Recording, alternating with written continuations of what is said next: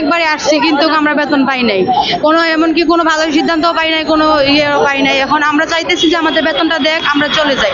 আমরা আন্দোলন করতে আসি নাই, কিন্তু ওরা বাধ্য করতেছে আমরা আন্দোলন করতে, ঠিক আছে, কিন্তু আমরা অনেক দিন যাবত অপেক্ষা করতেছি ভালোভাবে আমরা বেতনটা দিয়ে দেখ, কিন্তু ওরা আমাদের উপর অনেক অত্যাচার করছে। পুরোটা রমজান মাস গেছে আমরা ভালোভাবে খাইতে পারি নাই, এমনকি ইফতারটা ভালোভাবে করতে পারি না।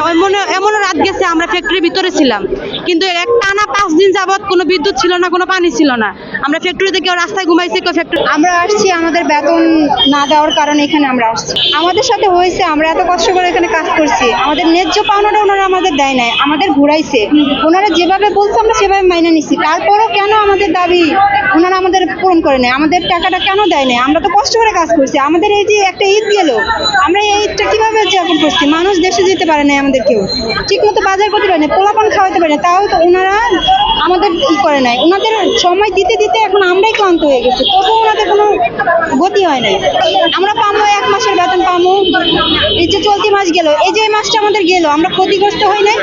আমাদের এই মাসের আগের মাসের টাকা না, 2 মাস ধরা যাবে না, আমাদের 2 মাসের বেতন চাই। কারণ ওরা করছে, আমরা শ্রম দিচ্ছি, আমরা আমাদের বেতন চাই, আমাদের শ্রমের যে মানে এটা আছে ওইটা আমরা চাই, কিন্তু আমাদেরকে ওইটা না দিয়ে আমাদেরকে অপদস্থ করা হয়েছে, আমাদের শ্রমিকদের ভাই বোনদের মারধর করা হয়েছে, এমনকি হুমকি ধুমকি দেওয়া হয়েছে। হ্যাঁ, উল্টা আরো মামলা করছে আমাদের নামে।